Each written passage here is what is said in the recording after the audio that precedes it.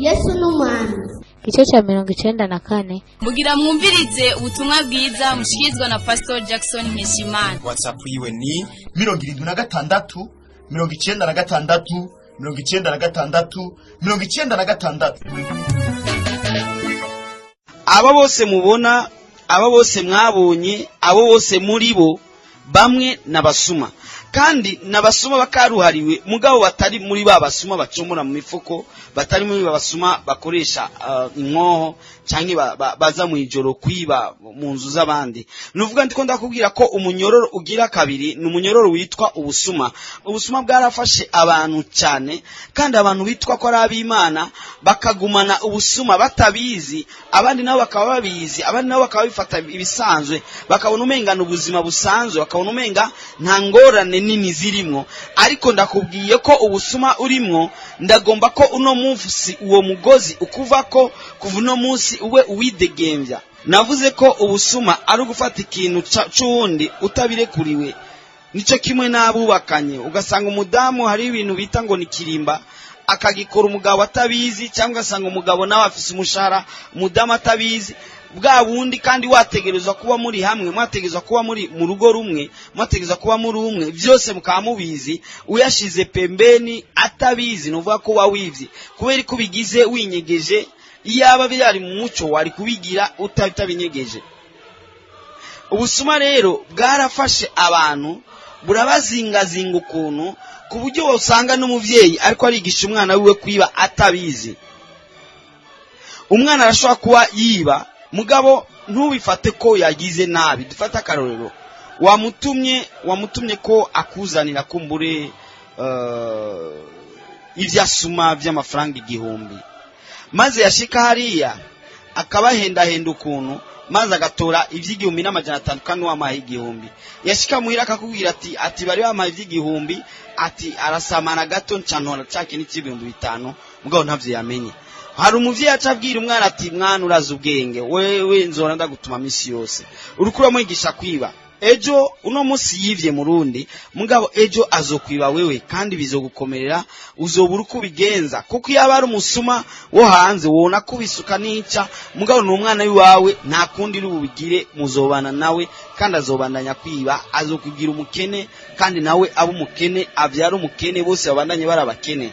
Kuko ubusuma uri buno munsi, ejo kandi ukakenera kandi kwiba kubera vya bindi atari byo waruhiye, urabikoresha nabi kandi bigahera n'ingoga. Ejo ugakenera kandi kurondera amahera, kandi ukaronderera hahandi nyene. Hari umunsi uzofatwa ati misi y'umusuma ni misi 40. Undi niyo yavuze ngo ibisuma byarigeze kugira inama, barabafaraja badukiniye agakino ngo ibisuma byagize inama, bivuga biti nukuri ubuzima burazimvye, nta kuntu boza baradufatira ku misi 40. Wa mugani uvuga ngo imisi y'igisuma ni 40, bagirageze bahindure batume bagira imisi y'igisuma ibijana. Ati kuko ubuzima bwo buragoye, imisi 40 wivye imisi 40 bakaca gufata, urumva ni imisi mikenya. Ati bawe barubunguruze basi batume bashikana ku misi 100. Hari utuntu ushobora kuba wifatira, ufata utuntu umenga n'utuntu dusanzwe, mugabo ugasanga n'umunyororo wakoboshe. Hari ukuntu abantu biba kandi ntibabibona ko umenga bivye, agafata umenga ni ibintu bisanzwe. Uraza umuntu afise telefone yiwe agafata amayinite atabikore kuriye, ukavuga ati reka nihemo 20, reka nihemo 50. Numva na mahera makenya, nk'ayo mahera makenya nawe no Imana ntiyari ikwiye kwarura kuko ari icyaha, niko wiyumvira. Kuko no mu butungane naho wogenda ukavuga ati nihaye amayinite ya 20, baca bakubwira ati yamusubize basi ingorane bihereye ngaho. Ariko rero kandi imbere y'Imana, Imana ntiharura kakantu ko ari gatonya. Imbere y'Imana na ca kinini kandi ntari ca gitonya. Uyo n'umunyororo wakoboshe kandi urawugendana ntavyuzi. Urafungura neza mugabo woshe n'umunyororo, ukagenda neza mugabo woshe n'umunyororo, ukambara ka costume keza canke agakwemu keza canke agakanzu keza, mugabo ufunzwe n'umunyororo utazi. kandi urabibona ko umenga uri umusuma mugabo ntuvyemere neza cyane kuri umusuma. Ushitse ahantu bariko barakubita igisuma uragikubita ukagikomesha sawa sawa ukavuga ati murabona abo bantu barara ku mugono w'abandi, urabona ukagerageza kuvuga amajambo akomakomeye, ariko kumbe umusuma nyezina bamusize ngaho ahari. Dusubire kuri wa musuma yiba akageza aho yiba Imana. 90% y'ivyo waronse ni gwawe wenyene, kandi nta muntu numwe akusaba ku nguvu ati bime. 90% y'ivyo waronse ni gwawe, mugabo Imana ivyiwe ni 10%. Nubijya ububaye umusuma ukiba kugeza aho wiba n'Imana, umva utari karuhariwe. Urabona umupolisi afise ingoho ariko acunga ibisuma bakaca bamucomora amafaranga mu mufuko, umva uwo musuma atari karuhariwe. Hari ibisuma n'ibisuma, hari udusuma kumbure n'igisuma n'ibisuma, sinzi canke n'abasuma kugira ngo tubaha agateka kabo ntitubite ibi mugabo babe abantu abasuma.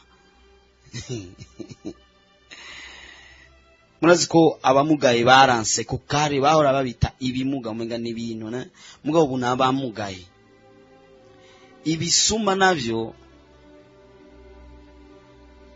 ndizera ko aho biri ko biravuga ati utwita bi mugo tumutwita abasuma, kuko bamwe muri bo n'abantu biyubashe bize, abamwe muri bo n'abantu basenga kuwa Mungu. Muhejeje kumviriza ubutumwa bwiza mushikirizwa na Pastor Jackson Nkeshimana. WhatsApp yiwe ni 76 96 96. Urashobora kandi no kubusanga kuri Facebook yiwe canke YouTube yiwe. Ukaba wahezagiwe burungikire n'abandi.